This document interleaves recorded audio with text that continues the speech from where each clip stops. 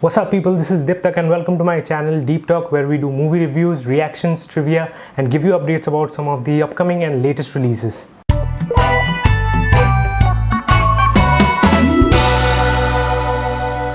Alright guys, today is a big day. I'm gonna review the movie Dunkirk. Thank you to all the guys who had requested me to review this movie. I have finally watched it today and I'm gonna review it. Before I review it, I would just like to clarify that this is going to be a completely spoiler-free review, as many of you are gonna watch it. The people who have already watched it probably will be able to relate to my reviews. Before I get into the review of Dunkirk, I would just like to give you guys some history about this particular movie. Not exactly the movie, the event that happened, the Battle of Dunkirk. Basically, Dunkirk is a place, it's a shore city in France, which is just across the English Channel of England. And the movie, the plot, entire thing is based on real events. The Battle of Dunkirk actually happened during World War II, and it lasted from 26th May to 4th of June of 1946. This was less of a battle and more of an evacuation. There were 300,000 British and Allied soldiers, that is soldiers from Canada, USA and other countries, who were fighting the Nazi Germans at that time, and the Nazi Germans were invading France at that moment. The battle did not work out very well for the Allied forces, and the British soldiers had to be evacuated from Dunkirk because of the overwhelming power of the Nazi Germany forces. Right after Dunkirk, another battle followed, and that is known as the D-Day battle, the Battle of Normandy. So this movie has a lot of historic importance. Talking about the cast of the movie, Tom Hardy plays a Royal Air Force pilot, Faria.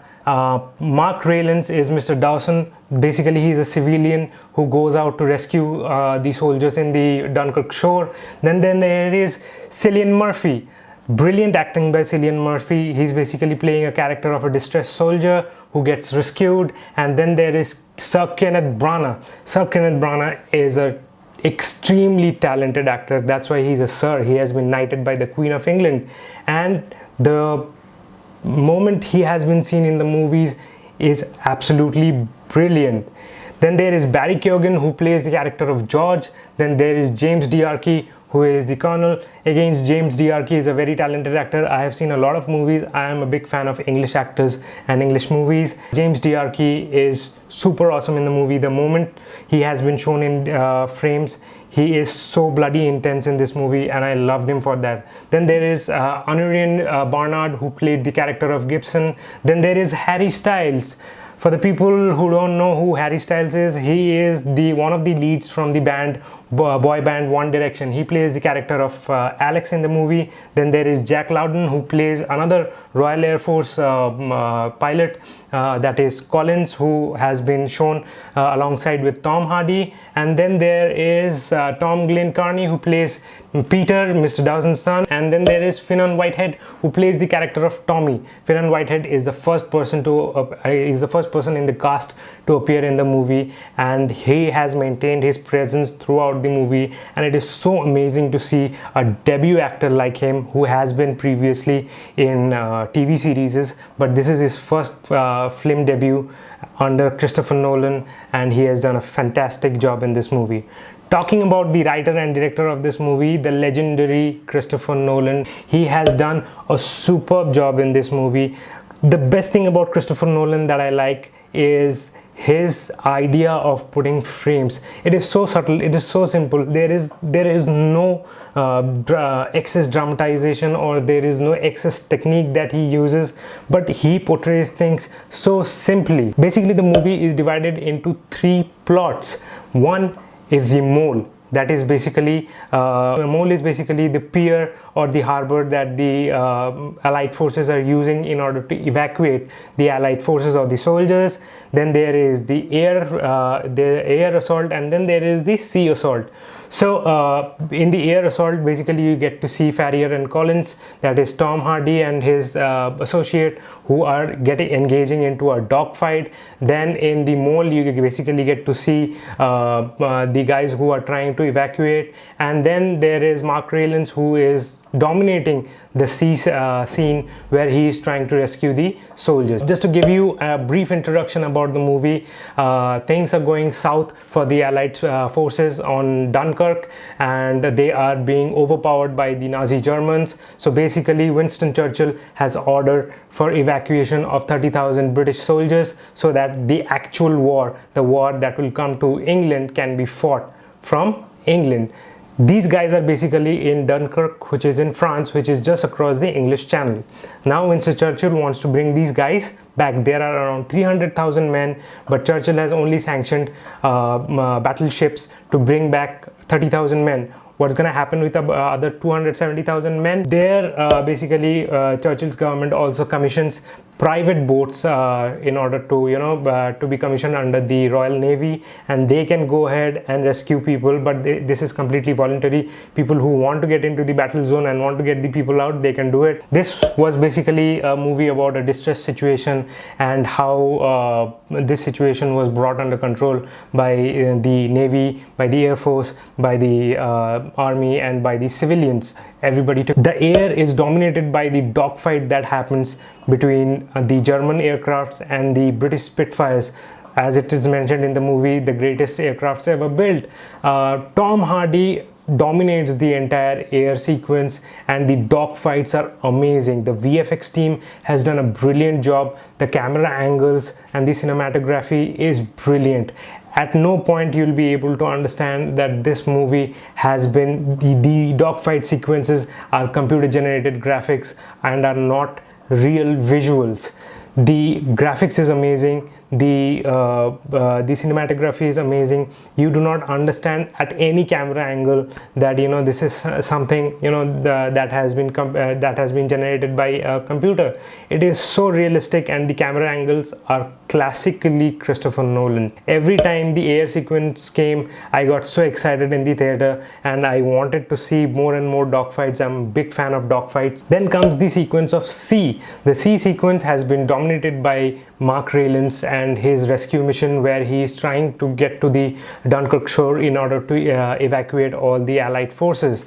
He is not giving up, and the picturization is brilliant. The rescue of Cillian Murphy, the picturization is amazing, the framing is amazing. Cillian Murphy is basically seen sitting on a wreckage of a ship where he is rescued from, and then after being rescued he is asked that how did your ship drown. Shivering in shell shock, he says that it was a U-boat. So basically he was sitting on a wreckage of a different boat and different ship, and he was trying to rescue his men in a U-boat. Considering the plot of the movie, as there is the mole, there is the air, and there is the sea, there are three different perspectives, and three different perspectives from three different actors. If I say the air scene is dominated by Tom Hardy, then there is a perspective of Tom Hardy. If I say that the sea sequence has been dominated by Mark Rylance, then there is a perspective of Mark Rylance. And if I say that the mole sequence has been dominated by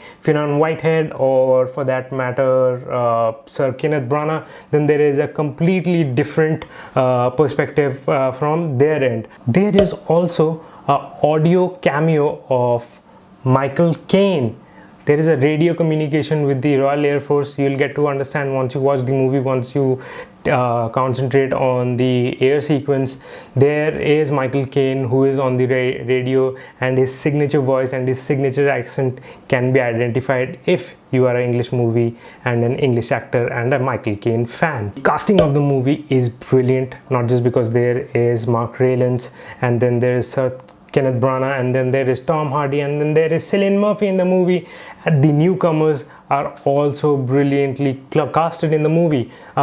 They actually look like really young soldiers. I think that's why they have casted so many young guys in order to show the desperate situation. One mention that has to be there, it has to be mentioned, is the music, the background score by Hans Zimmer. Hans Zimmer is a music director who has given background score of movies like The Lion King, Interstellar, the Dark Knight trilogy. He's basically the favorite guy of Christopher Nolan. Hans Zimmer has done such an excellent job. Without the background score, this movie would not be what it is today. The movie has whooping ratings. I'll get into the ratings, but Hans Zimmer, there are scenes, especially the mole sequence, where the soldiers are running towards the battleship which is going to evacuate them, and the background music is basically strumming of the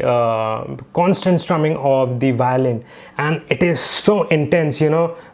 That noise, that particular sound, which seems like a noise in the natural environment, is such an intimidating background score and signifies the intensity of the situation in such a beautiful way. The camera angle along with that is brilliant. It's super awesome. This is classic Christopher Nolan. You know, he gets in a synergy, in a sync with everybody, with the background score, with the cinematographer, with the editor, and you know, his direction and writing is so brilliant that everything syncs together and it gives you a superb output like a movie like Dunkirk. Coming to the ratings of the movie has a whopping 8.8 out of 10 on IMDb. It was bound to happen. It deserves a 9 according to me, but it has got an 8.8. Probably the rating is gonna increase with time. The movie has just released on Friday, and by Sunday it is on 8.8 on IMDb, and on Rotten Tomatoes, I can tell you without seeing this, because it's 92%.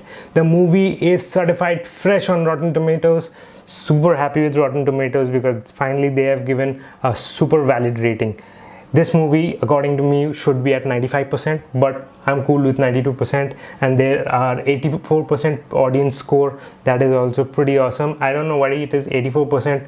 I think Christopher Nolan can't be understood by everyone else, and you need to have a background about the movie. That is so much required, right? If you have no idea about World War II, if you have no idea about what the Allied forces went through, if you have no idea about what happened in France, if you don't even know where the heck is English Channel, I don't think you'll be able to relate to this movie and you'll be giving it a downvote. But you need to know things about the World War II. Concluding the review, I would just like to say that if you have seen the movie, I hope you find there's some relations with my review.